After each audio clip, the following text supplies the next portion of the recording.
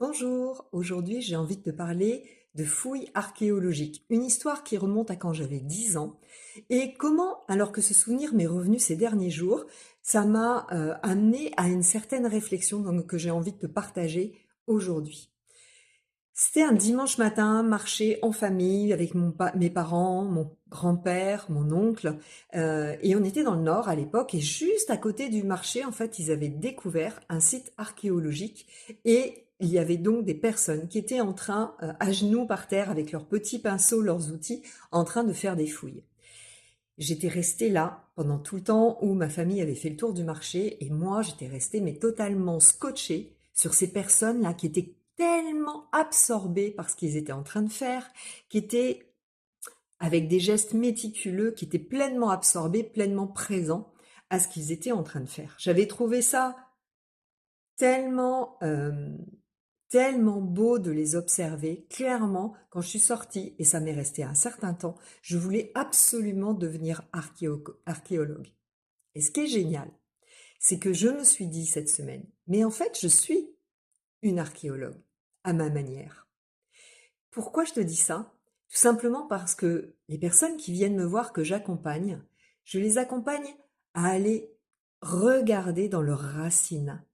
Quels sont les conditionnements dont ils ont hérité de leurs ancêtres, lignée maternelle, lignée paternelle? Qu'est-ce qu'ils ont, quelles ont été les émotions refoulées, les doctrines qu'ils ont entendues, les messages conscients, inconscients, qui font que ces personnes qui viennent me voir ont comme des difficultés à enfanter, où il y a tout ce qui remonte de ces souvenirs enfouis pendant la maternité, pendant la grossesse, voire en postpartum, parce que c'est clair que la maternité, il y a avant, après. On n'est plus les mêmes personnes. Nous ne pouvons plus être les mêmes femmes à partir du moment où on décide de devenir mère, à partir du moment où on décide de devenir parent. Il y a comme une transformation de l'identité. Et pendant tout ce projet-là, il y a plein de choses qui vont remonter. C'est pas intentionnel, mais il y a des choses qui remontent parce que simplement on change de place. On passe de l'enfant à la mère de, ou les parents de. Et à partir du moment où on fait cette démarche d'aller regarder, mais de quoi j'ai hérité? Qu'est-ce qui est porteur, que j'ai envie de garder, qui me correspond, qui est aligné, qui me semble juste dans mon projet de naissance? Qu'est-ce qui, dans mes racines, m'empêche de manifester ce projet de naissance? Quels sont les freins? Si tu as entendu que euh, ça faisait mal, si tu as entendu que c'était difficile d'avoir un enfant, si tu as entendu que ah ben, dans notre famille, plusieurs fois, il y a eu des décès prématurés. La femme, elle se retrouvait toute seule avec ses enfants.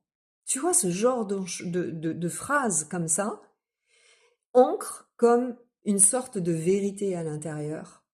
Et du coup, on va avoir des stratégies d'évitement et ça peut être, ben, j'arrive pas à tomber enceinte, tout simplement parce que inconsciemment, je ne veux pas reproduire ce schéma-là.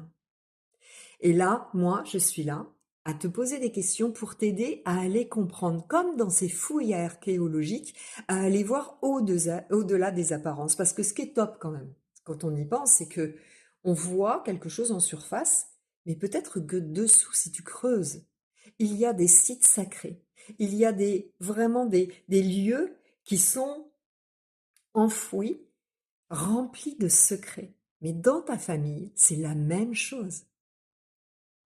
J'adore prendre mon petit pinceau, parce que j'y vais pas au burin, j'y vais avec un petit pinceau, de la délicatesse, et en étant dans la miséricorde, c'est-à-dire dans le pardon et la tendresse et la bienveillance par rapport à ses ancêtres. On choisit pas notre famille par hasard. C'est la bonne famille, c'est le bon terreau pour aller travailler ce qui a besoin de l'être pour évoluer, pour grandir, peut-être pour devenir parents. Les parents qu'on a envie d'incarner. pas ceux qui ont été transmis de génération en génération avec leurs manques peut-être, leurs difficultés. Et si tu venais faire une fouille archéologique avec moi, qui peut même remonter sur des fouilles karmiques, pour aller regarder avec quoi tu t'es incarné.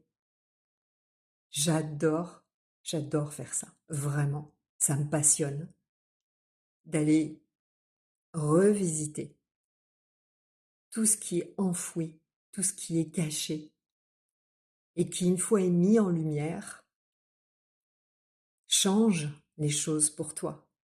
Et tu peux t'en libérer pour aller vraiment manifester la maternité dont tu rêves. Je te souhaite une très très belle journée. Je t'embrasse très fort avec plein d'amour.